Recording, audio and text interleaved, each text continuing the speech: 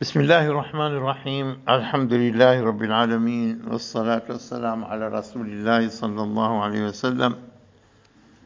رب اشرح لي صدري ويسر لي أمري واحلل عقدة من لساني يفقه قولي. أما بعد tumeanza utangulizi wa sura mpya, sura Maryam, na tumesema kuanzia jana tutaendelea na sura Maryam mpaka labda sura al-Mu'minun, ambapo baadaye kuna sura zilizoanza miaka ya nyuma kuanzia surati Nur na kuendelea.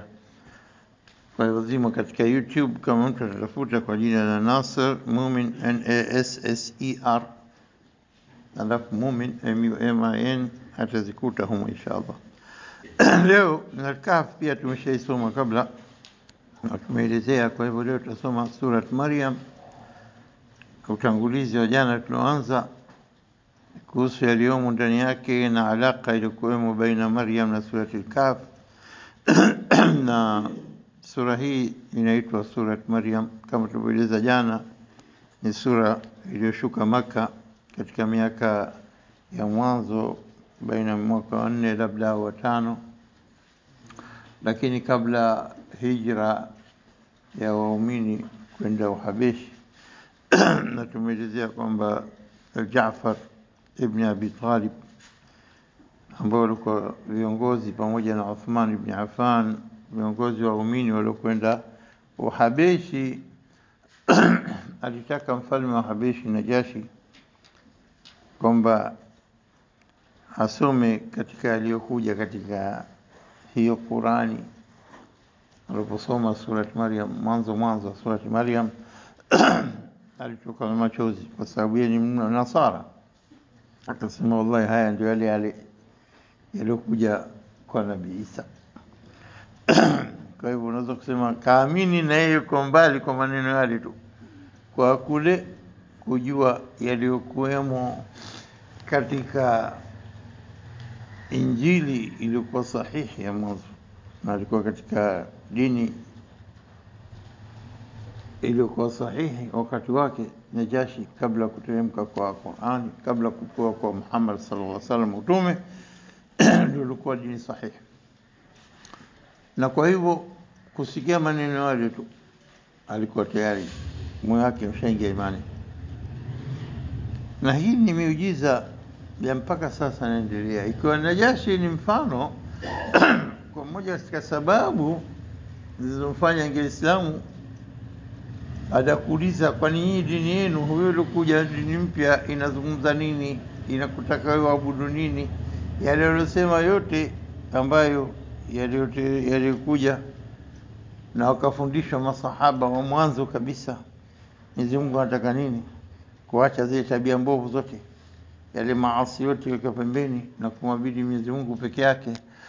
Mungu mwenye sifa za uungu za utukufu. Kwa hivyo akaona haya ndio yalikuja katika vitabu vya mwanzo, ni hayo. Inna dina inda Allah al-Islam.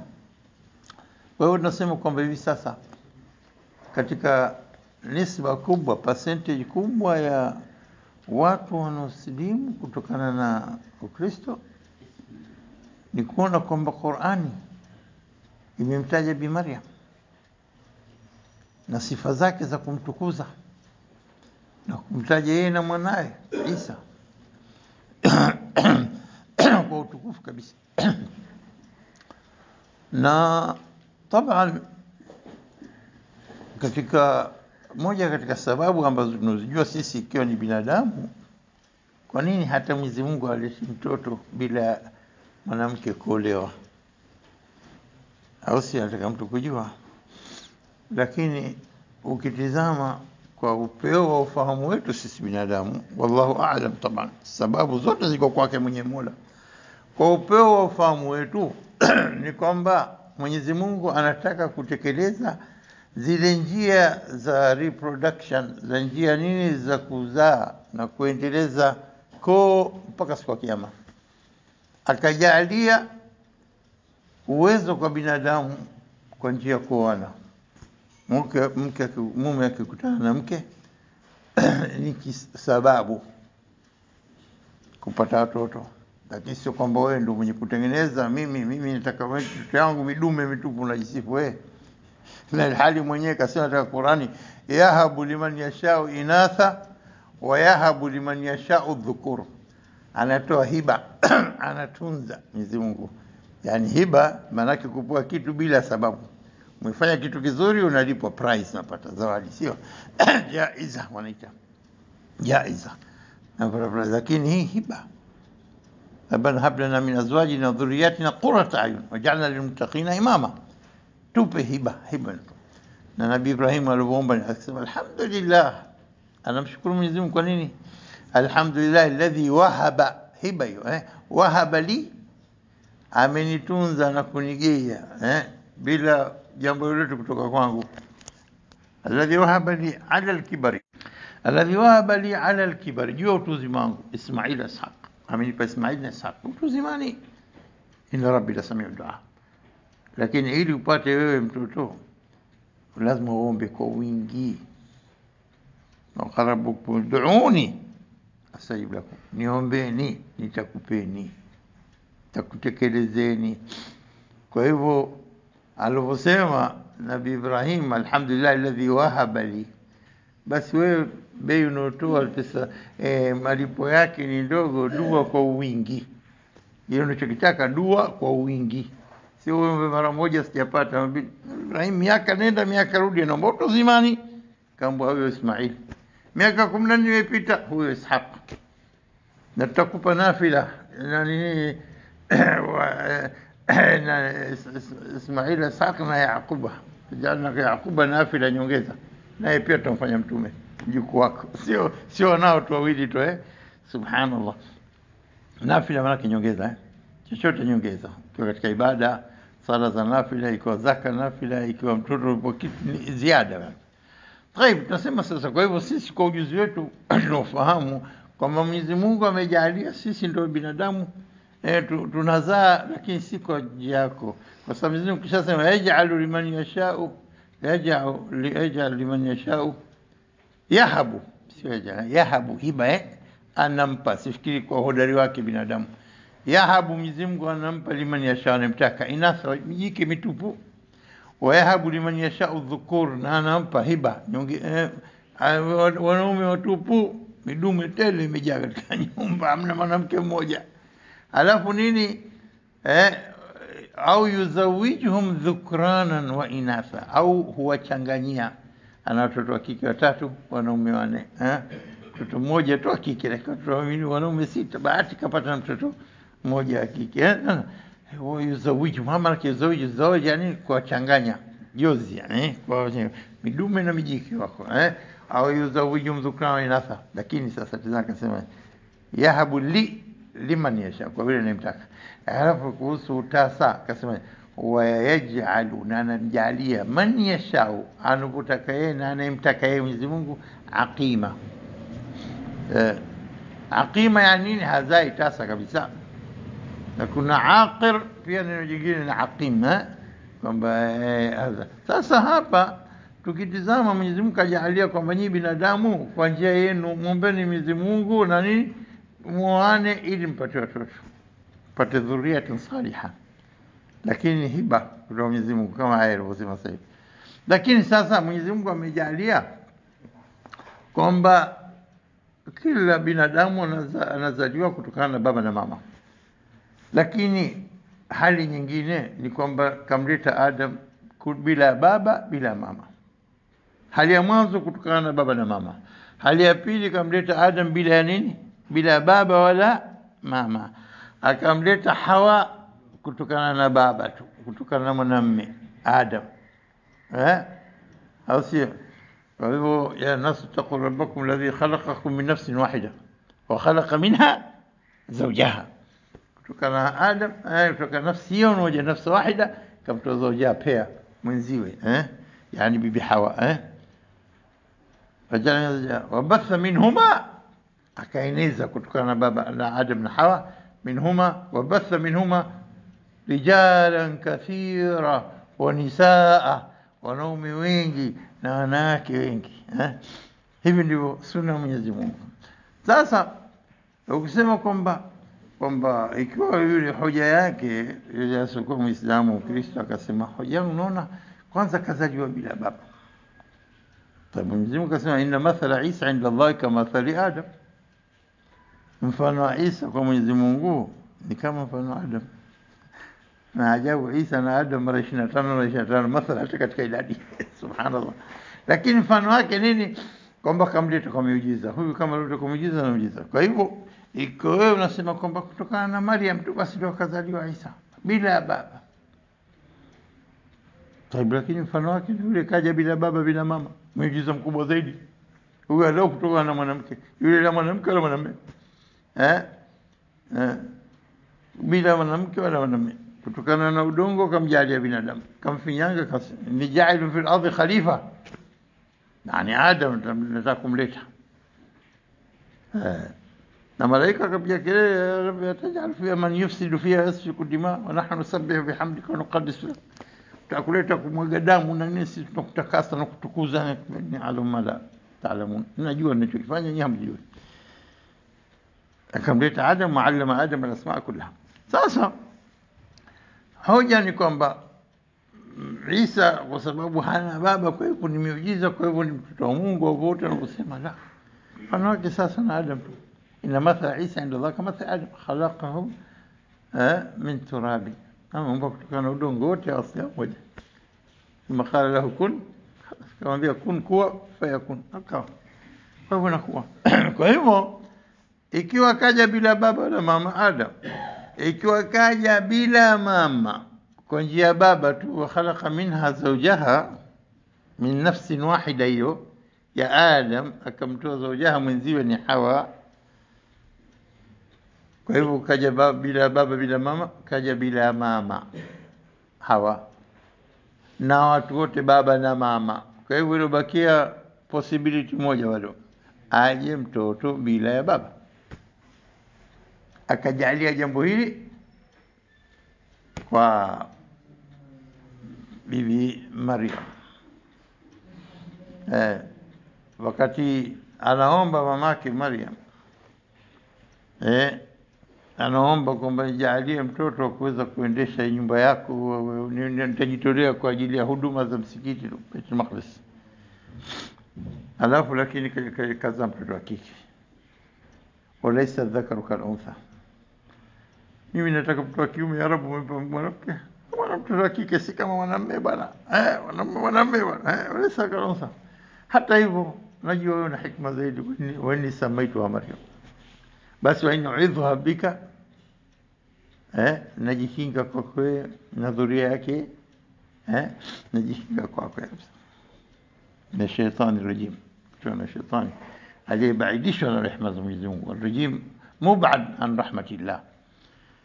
Kwa hivyo tukitazama kwamba huyu bibi Maryam imeanza sura hii kwa rifa li sha'n hadhihi at-tahira. huyu mwanamke alikuwa tahira. إذ قالت الملائكة يا مريم إن الله اصطفاك وطهرك واصطفاك على نساء العالمين. زما اصطفاك imekuja mara mbili. Malaika anaambia ya Maryamu, kwanza ujue sifa zako wewe kwa Mwenyezi Mungu. Inna Allah astafaki. Hakika Mwenyezi Mungu istifa bimaana kuchaguliwa. Al-Mustafa sallallahu alaihi wasallam alichaguliwa mbele ya umma wote. Ila qiyam saa atakuwa yeye ndio mtume wa mwisho kwa umma wote. Inna Allah astafaki, hakika Allah inna kutokida astafaki amekuchagua. Inna Allah astafaki wa taharaki, na akakutakasa. Wastafaki ala nisa'il alamin, na akakunini akakutukuza mbele ya wanawake wote wa ulimwengu mzima. Na akakutukuza ala nisa'il alamin, ndio kwamba wanawake walikuwa watukufu kabisa fil janna, kama hadithi ya Mtume sallallahu alayhi wasallam kuja sayyidat nisa'i janna. Wa kwanza huyu bibi nani? Bibi Maryam ibnata Imran. Wa pili bibi nani? Bibi Asia bint Muzahim imra'at Fir'aun. ambazo aya mbili hizi zimetajwa katika mwisho wa nini wa sura Tahrim kabla hujaanza Tabarak Mulk. Na Mwenyezi Mungu anapiga mfano lilladhina amanu imra'ata Fir'aun, anapiga mfano kwanza alafu nini kwa Maryam ibnat Imran. Au hii inapigwa aya mbili za mwisho katika sura Tahrim. Mwenyezi Mungu anasema nini? وضرب الله مثلا, na Mwenyezi Mungu anapiga mfano lilladhina amanu, kwa wale walioamini, imra'ata Fir'aun, mke wa Fir'aun, idh qalat, nini kasema? Zama kwamba rabbi ibni li indaka baytan fi janna. Aya mbili za mwisho Tahrim.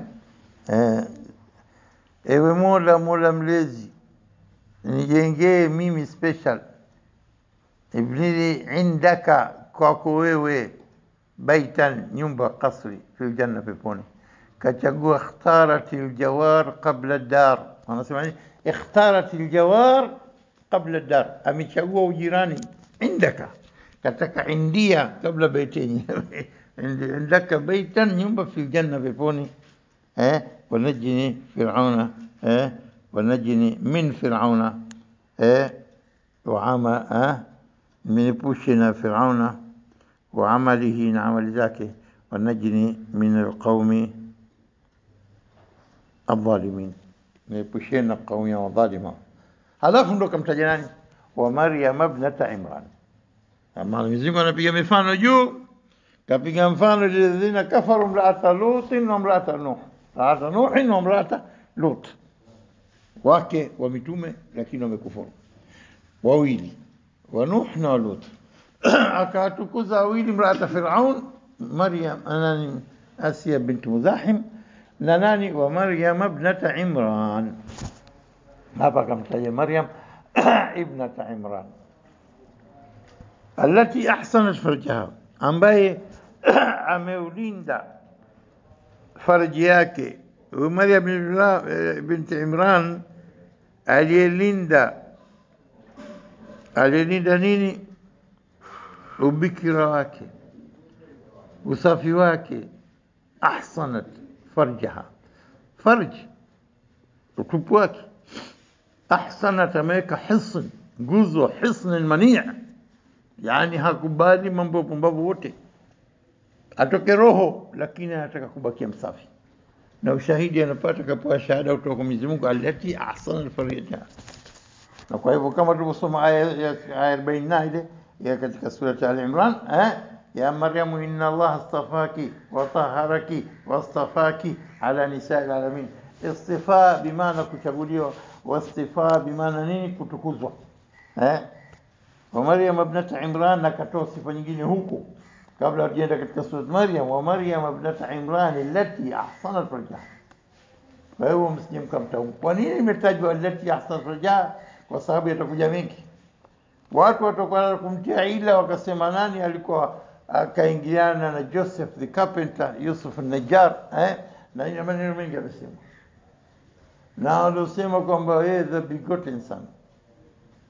Na begotten ina masala kwamba nini? Kitendo cha binadamu. Na Mwenyezi Mungu amewanafakhna fihi, kama anasema nini? Hasna farja fanafakhna fihi min ruhina. Nasema nini?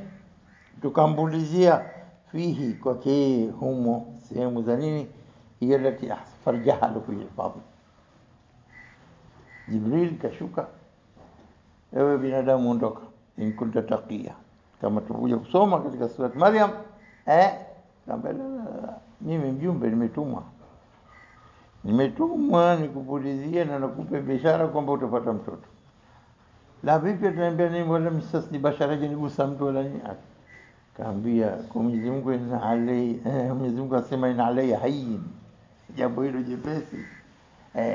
Lakini sasa masala kwamba imetukuzwa, masala vipi nafahi min ruh, kutokana na roho Mwenyezi Mungu vipi? Ni masala si kwamba ni yetu peke yake, lakini kako mingine sio katika kuzungumza sasa wakati wake, isipokuwa taji kwamba huyu Maryam ibn Imran allati ahsanat farjaha, aliulinda ubikira wake. ونفخنا فيه من روحنا, كروحية سيسي. وصدقت بكلمات ربها, akasadikisha maneno ya Mola wake. wa kutubihi, na akasadikisha vitabu vyake. Warsh wasoma kitabihi, kutub plural kwa kila mwenye kutub wasoma kitabu. Warsh usoma Warsh. Wa kanat mina alqanitin, wakawa miongoni mwa qunut, bimaana moja katika maana ni nini? Ni utiifu, miongoni mwa utiifu. Kwa hivyo sura hii imeitwa Maryam kwa sababu ya utukufu mwanamke huyu, kwa sifa alizompa Mwenyezi Mungu hizo. Na mwanamke huyu at-tahira al-batul Maryam sayyidatuna wa sayyidat nisaa al-alamin. Na hadithi ya Mtume asiyeanza tukisumaliza kwamba khair nisaa al-janna, wanawake wa nini mmoja nini Asia bint Muzahim mke wa Firaun, na pili Maryam ibnat Imran. Hawa katika karne za mwanzo. Ama katika wakati wa Mtume Muhammad sallallahu alaihi wasallam bibi Khadija na bibi Fatima. Sawa, hawa wane the top 4 huko peponi, ndio mabibia wakubwa walikuwa na nini manzila ya juu kabisa peponi. Na haya maneno na hii sura kuitwa sura Maryam, wa afdalu ma yuqal wa haqqu ma yuqal, na bora wa kusemwa na ilikuwa haki wa kusemwa, wa aswab ma yuqal, na ilikuwa sahihi hasa kwamba huyu mwanamke ni sayyidatuna wa sayyidat nisaa alalamin, kwa ule utukufu aliopewa, na akastahiki kuwa na sura kuitwa kwa jina lake. Hata waliokuwa wapenzi wa Mtume sallallahu alaihi wasallam waliopandishwa daraja kwa Mwenyezi Mungu, kama huyo mraata Firaun, kataja mraata Firaun basi, lakini huyo kwa jina za Maryam ibnat Imran kwa jina. Na bibi hadithi ndio imekuja kuhusu ni bibi Khadija na bibi Fatima. Na kwa hivyo tunazungumza kwamba sababu ya kuitwa sura Maryam kwamba anastahiki mwanamke huyu, na kwa sababu kwamba huyu bibi na sura hii na yalikuja maelezo haya kusahihisha makosa yote yaliyonukuliwa tokea karne 6 kabla kuja kwa wahi wa Mtume Muhammad sallallahu alaihi wasallam wa Qur'an, yale alikuwa akisema mbali aliyotaja chungu zima huko. Ukienda katika sura al-Maida, ukienda katika sura al-Araf, ukienda katika sura za mwanzo huko al-An'am, mambo mangapi Mtume sallallahu alaihi wasallam ameshushiwa ili nini? Kuelezwa yaliokuwa sahihi hasa kuhusu bibi Maryam na kuhusu Isa, hata kwamba kutukuzwa zaidi ya vile anavyostahili kutukuzwa kama ni mtume amewekwa sawa, kufikishwa katika uungu.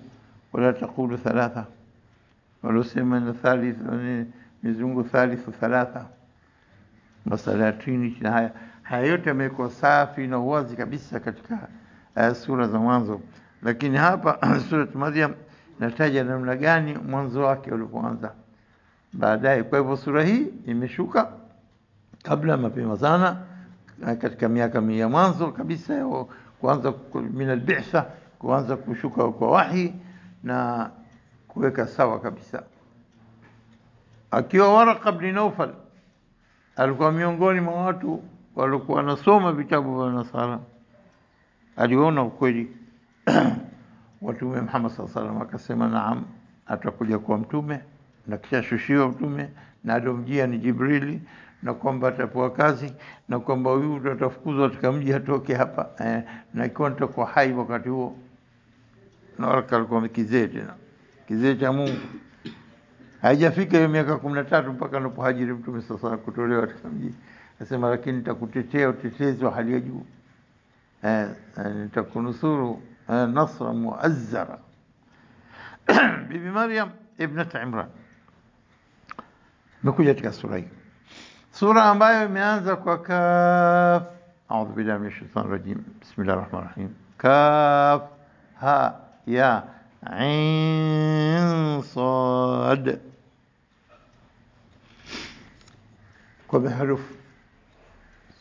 kwa herufi kaf na he na ye na ain na sad, herufi 5.